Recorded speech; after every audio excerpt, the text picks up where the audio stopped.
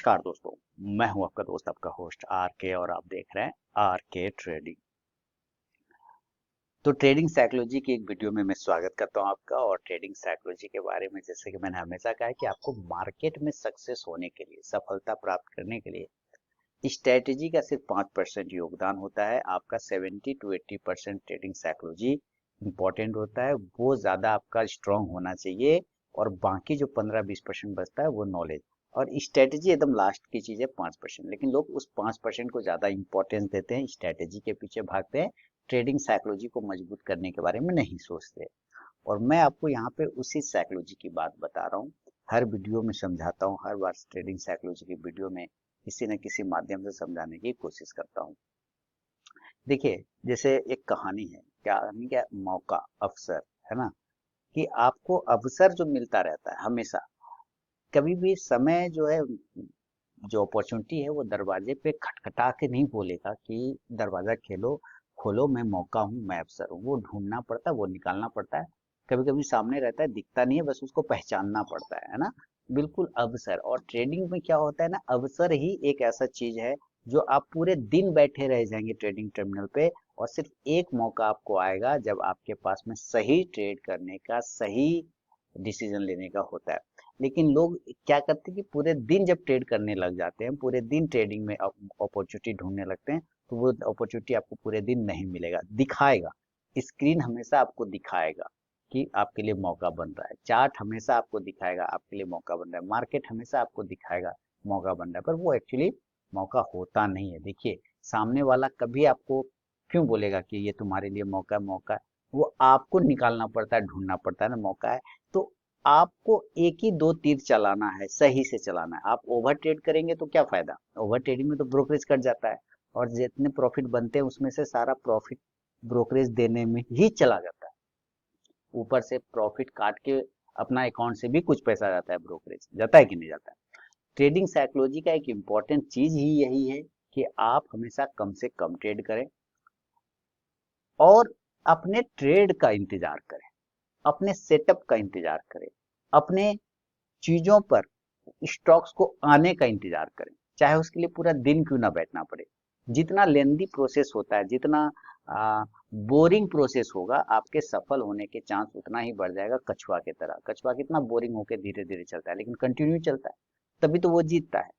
Same उसी तरीके से कंडीशन होता है। मैंने कहा ना कि मैंने ओलंपिक में, अभी कुछ दिन पहले मैंने एक बात बताया ना, कि ओलंपिक में मैंने एक धाविका को देखा कि वो हार गई, वो पीछे हो गई सबसे, लेकिन उन्होंने रेस को छोड़ा नहीं, रुका नहीं, वो कंप्लीट किया अपना सारा रेस। क्योंकि वो चाहती तो छोड़ सकते थे कि दूर सब पहुंच गया, अब हम पहुंच के क्या करेंगे, लेकिन उन्होंने कंप्लीट किया रेस।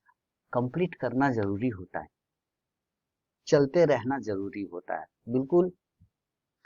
आप चाहे वो कुल्हाड़ी की धार वाली बात हो जाए, कि जब वो कहानी मैंने आपको बताया, चाहे वो जादुई घड़ा वाली बात हो जाए, है ना, ये सारी कहानी है। चाहे वो तीन मछली की कहानी हो जाए, तीन मछली की कहानी सुना है ना आपने, कि एक तालाब में तीन मछली थी, तीन में से एक इंटेलिजेंट मछली थी।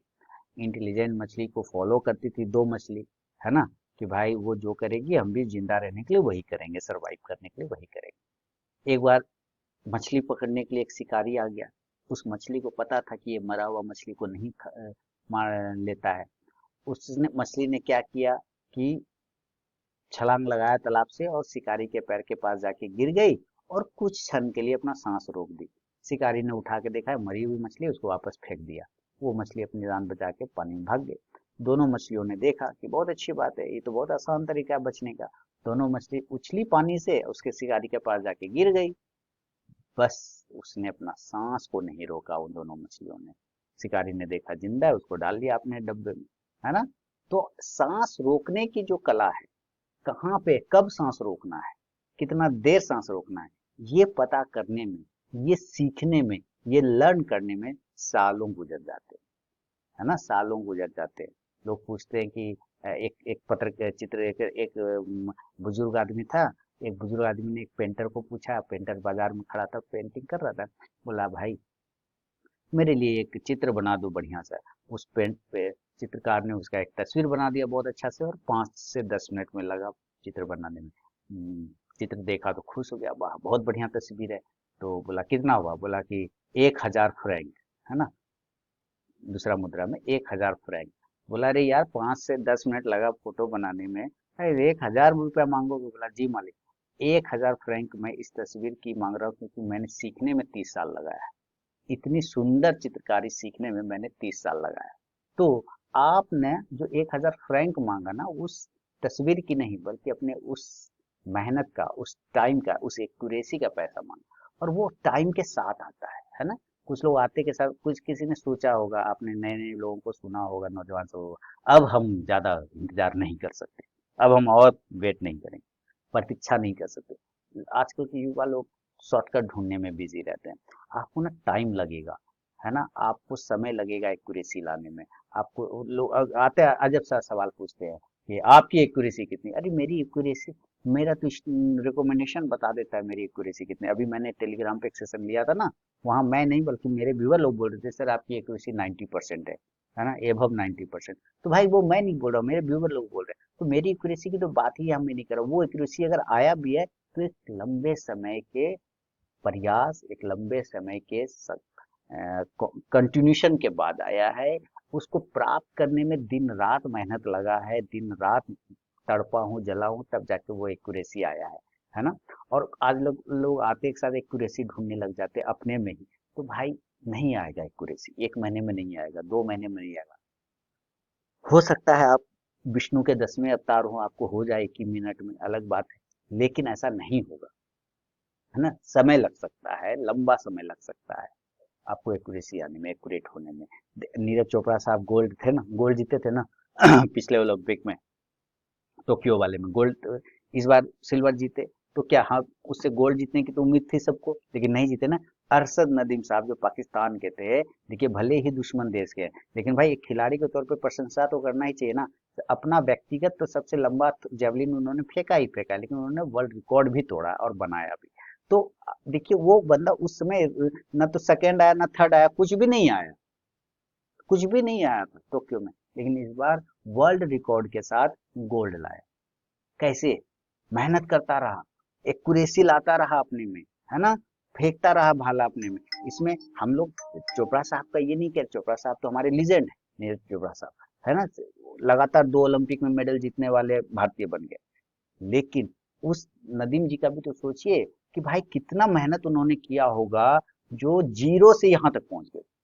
और उतना कम, और आपको पता है पाकिस्तान की हालत उतनी अच्छी है नहीं, उतना तो सुविधा भी नहीं मिलता है वहाँ के खिलाड़ियों को।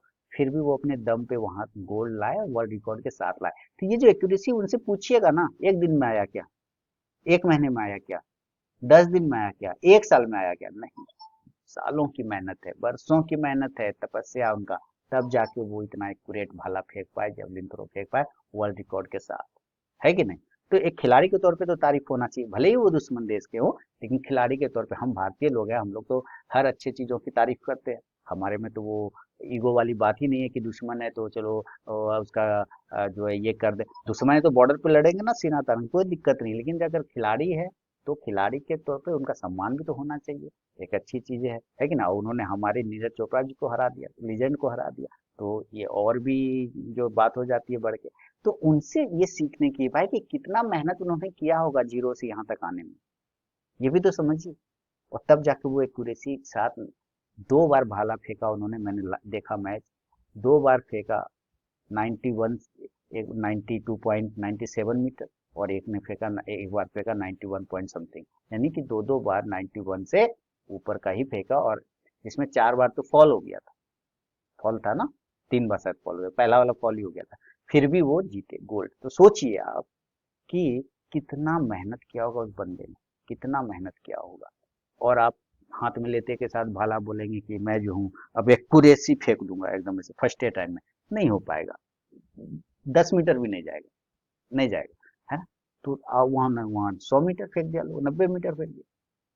तो आप समझिए कि आप जो ट्रेडिंग में हमेशा एक्यूरेसी ढूंढते हैं, ऐसे थोड़ी आएगा एक्यूरेसी, नहीं आएगा। हमेशा आप अपनी चीजों को सुधारने में डेली 1% चीज को अगर आप ठीक कर लेते हैं अपना, तो आप सोचिए साल में कितना परसेंट ठीक हो जाएंगे। बस एक ही चीज ठीक करना है रोज, है ना। आज ये चीज ठीक है, कल वो करेंगे, परसों वो करेंगे, है ना। और हर बार नया गलती करेंगे, पुरानी गलती कितना करेंगे, पुरानी गलती कर करके तो पुराना चीज सीखेंगे।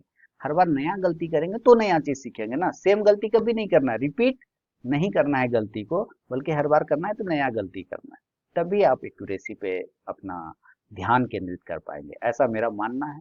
बाकी आपका क्या मानना है आप मुझे बताइए कमेंट सेक्शन में, और कोई सुझाव हो तो वो भी आप मुझे जरूर बताइए। तो मिलता हूँ नेक्स्ट वीडियो में, तब तक के लिए बहुत बहुत धन्यवाद।